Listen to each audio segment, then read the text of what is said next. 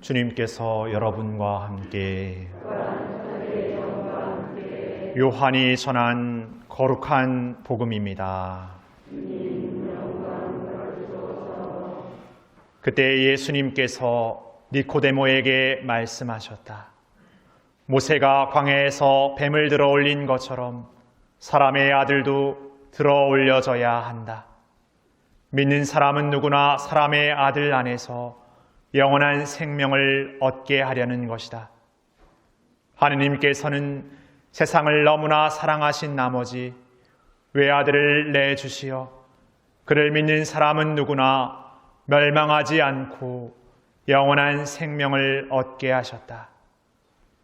하느님께서 아들을 세상에 보내신 것은 세상을 심판하시려는 것이 아니라 세상이 아들을 통하여 구원을 받게 하시려는 것이다. 아들을 믿는 사람은 심판을 받지 않는다.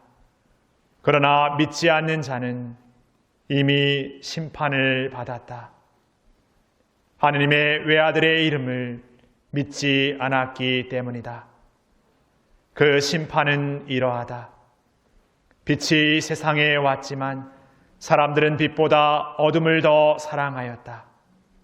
그들이 하는 일이 악하였기 때문이다. 악을 저지르는 자는 누구나 빛을 미워하고 빛으로 나아가지 않는다. 자기가 한 일이 드러나지 않게 하려는 것이다. 그러나 진리를 실천하는 이는 빛으로 나아간다. 자기가 한 일이 하느님 안에서 이루어졌음을 드러내려는 것이다. 주님의 말씀입니다.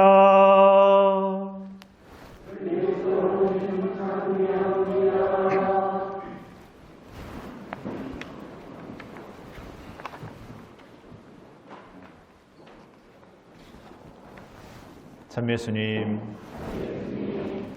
오늘 날씨가 좋습니다. 어디 가실 걸까? 제일 좋은 데 가시는 분 따라가기. 사순 사주일은 앞서 말씀드린 것처럼 기쁨의 주일입니다. 사순의 분위기와는 사뭇 다른 우리가 기쁨을 오늘 생각하는 것은 단지 아무런 근거 없고 이유 없는 기쁨이 아니라 우리 안에는 반드시 확신에 차 있는 그분이 주시는 기쁨이 우리에게 오실 것이라는 그 확신에 찬, 희망에 찬 기쁨이기 때문에 그렇습니다.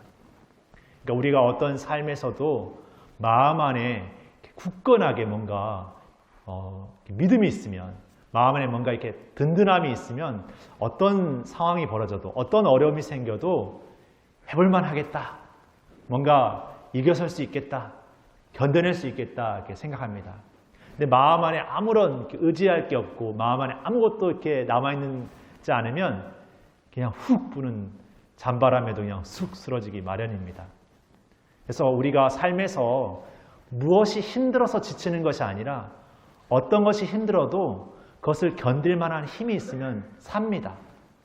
그런데 아무리 힘든 일이 없어도 그냥 마음이 이미 가난해 있으면 조그만 힘든 일에도 그냥 툭 하고 포기하고 말아버리는 것 같습니다.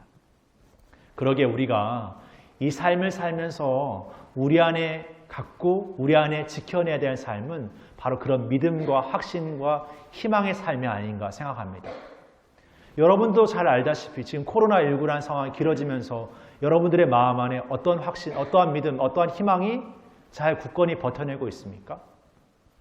어느새인가 나도 모르게 지금 주어진 조건을 탓하게 되고 주어진 환경을 탓하게 되고 누군가의 잘못을 탓하게 되고 그러면서 나는 그러지 않는데, 나는 나름대로 노력하고 있는데라고 변명하기에 급급한 삶을 살고 있지 않습니까? 그러면서 뭔가 상황이 바뀌면 거기에 또 그냥 인간적인 마음으로 변심변덕하는 그런 마음을 살기 일쑤입니다. 그런 마음 안에서 우리 앞에 뭔가 좋은 것이 주어지고 뭔가 괜찮은 것이 주어지면 이제는 괜찮아 이렇게 할 수 있겠습니까? 아마 그때도 조금 뭔가 이렇게 하는 척 하다가 회심심하고 말 겁니다.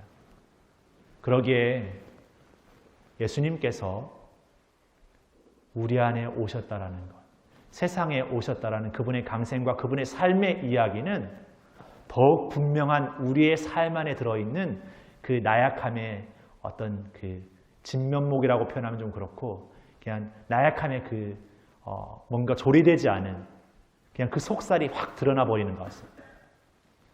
너무나 부끄러워서, 너무나 확 드러나서 도망치고 싶고, 부끄럽고, 숨고 싶고, 외면하고 싶고, 이거는 조금 그래도 괜찮은데, 괜히 누구 탓하고 싶고, 뭔가 위장하고 싶고, 포장하고 싶고, 괜히 위선을 갖고 싶고, 그런 마음들까지도 이렇게 일게 만듭니다. 그래서 이스라엘 시대, 예수님 시대 때, 예수님 오셨을 때 아마 사람들의 마음 안에서는 굉장한 그런 소용돌이가 일지 않았을까 싶습니다. 그분을 따랐던 제자들 역시도 이분이 진짜 오시기로 된 메시아구나. 이분을 믿어야겠다. 그런 마음을 가졌었습니다.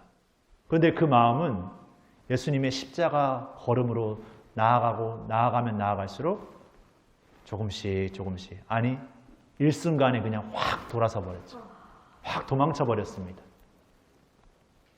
뭔가 마음 안에서 이제는 괜찮구나, 이제는 됐다, 이제는 이거면 충분해라고 했던 그 마음이 확 도망쳐 버렸습니다. 어떻게 보면 우리가 이 사순 시기를 예수님과 함께 걷고 있는 마음은 코로나19라는 지금의 특별 상황을 제외시켜 놓고서라도 우리의 삶 안에서 우리 중심의, 우리 방식의, 세상적 방식의 우리의 어떤 그 모든 것들이 낱낱이 드러나는 시간이기도 합니다. 그래서 뭔가 이유를 달고 싶고, 뭔가 핑계를 달고 싶고, 그런 마음이 불쑥불쑥 올라오는 거죠. 괜히 뭔가 어떤 내 안에 그런 것들이 생각되어지고 고민되어지고 그런 것이 돌아봐지는 것이 불편해서 차라리 그냥 내 눈앞에 편한 것, 그냥 즉시적인 어떤 기쁨을 주는 것들에 더 내 삶을 이렇게 맡겨버리죠. 일시적인 기쁨을 주는 것들에 막 삽니다.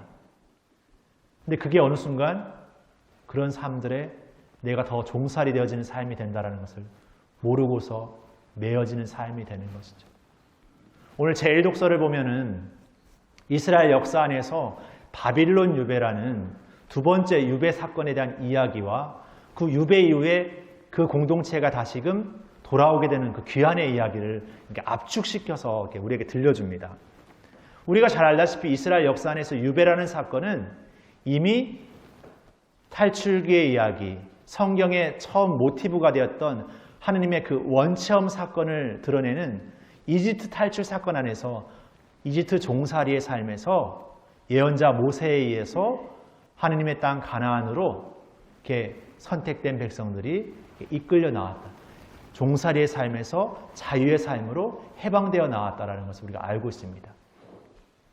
그런데 그랬던 백성이 또 시간이 지나서 다시금 바빌론으로 유배를 이렇게 가게 되죠.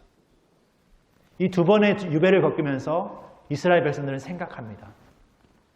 왜 우리는 선택받았고 하느님의 백성인데 왜 또 이런 종살이의 삶을 살게 되는가? 왜 또 이런 구속의 삶을 살게 되는가? 우리가 하느님의 백성이라고 말하면서 하느님을 따라 살지 않았고 하느님을 잊어버린 삶을 살았구나. 그 구해주는 순간에만, 뭔가 주어지는 순간에만 도취되어 거기에만 기쁨을 환호했고, 뭔가 내 삶이 다시금 안정되고 뭔가 자리를 잡았을 때는 다시금 내 방식, 세상의 방식, 다른 것들에 더 매어지는 현실의 종살이의 삶을 살고 말았구나.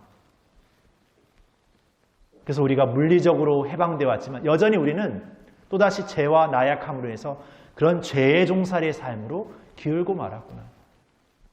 그러니 다시금 이런 유배를 겪는구나. 이제는 더 이상 이런 실수를 하지 말자. 이런 잘못을 저지르지 말자. 기록을 해야지. 하느님이 우리에게 어떤 분이신지, 그냥 우리를 이집트에서 이끌어내신 분이 아니라 그 옛날 태초에서부터 우리를 만드셨고 우리를 창조하셨고 우리를 귀한 존재 당신의 모상으로 지으셨다는 것을 잊지 말아야겠다 하면서 성경이 쓰여지기 시작하죠.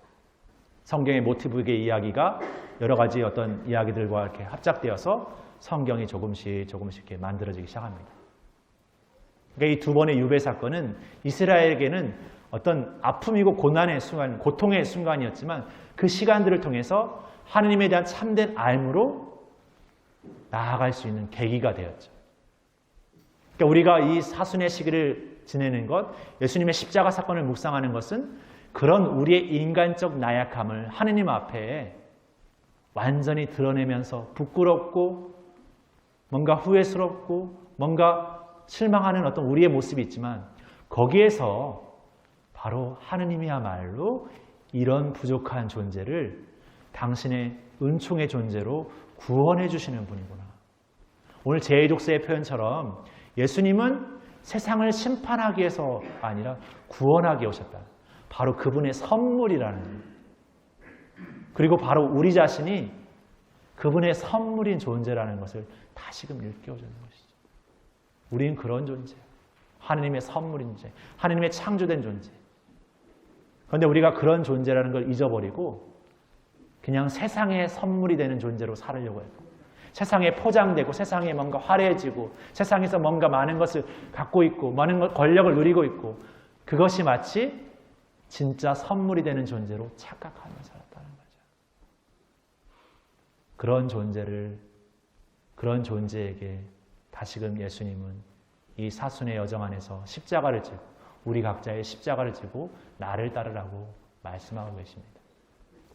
물론 여전히 도망치고 싶고 외면하고 싶고 피하고 싶고 그런 마음들이 우리 안에 올라오면 올라올수록 그것을 이러면 안 되는데 열심히 해야 되는데 잘해야 되는데 그런 마음이 아니라 나의 나약함이구나. 나의 부족함이구나.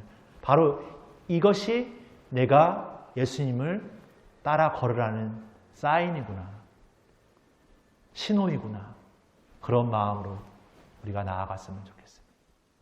그렇게 우리가 나아갈 때 바로 예수님께서는 우리의 능력과 자격이 아니라 우리의 존재, 그 선물인 그 존재 자체를 들어서 우리의 그 믿음을 들어서 우리를 당신의 구원으로 이끄시지 않은가 생각하게 됩니다. 그래서 우리에게 사순시기는 그냥 순환과 고통과 어떤 예수님의 아픔을 그냥 곰곰이 그냥 생각해보는 관상으로 여겨보는 그런 시간이 아니라 그 안에서 그 안에 있는 진짜 속살을 진짜 들여다보는 그리고 그런 우리를 부활이라는 인간의 한계를 넘어 인간의 능력을 넘어선 인간의 불가능을 완전히 넘어선 그 기쁨으로 우리에게 주신다라는 것을 기억하면서 우리의 이 나약함과 죄의 존재가 그 부활이라는 엄청난 기쁨을 당신의 자녀로서 누리도록 선물로 주신다는 것을 기억하면서 우리의 새로운 삶의 여정을 이 사순의 여정 안에서 새로운 마음과 가짐으로 이 마지막 이제 머지않은 성주간 예수님의 십자가 사건으로 더 나아가는 그 길에서 묵묵히 머물고 그분 앞에 겸손되이 기도로서 청했으면 좋겠습니다. 그런 마음 안에서 우리가 예수님을 더욱 느끼고 사랑하고 배우고 익히면서 우리가 우리의 삶의 자리 안에서 그런 예수님의 삶을 다른 이들에게 보여줄 수 있고 증거할 수 있고 드러낼 수 있는 그런 기쁨의 선물의 존재가 되셨으면 좋겠습니다. 바로 오늘 기쁨주일은 우리에게 기쁨이면서 우리가 살아간 삶의 자리 안에 있는 우리 모든 이들에게 기쁨이 되는 삶을 이 사순의 여정 안에서 더욱 기꺼이 나누고 봉사하고 사랑하고 실천하면서 살아가는 삶으로서 우리가 증거하는 삶이 아닐까 싶습니다. 그런 삶을 통해서 계속해서 우리의 사순 여정을 또 걸어 나갔으면 좋겠습니다. 잠시 묵상하시겠습니다.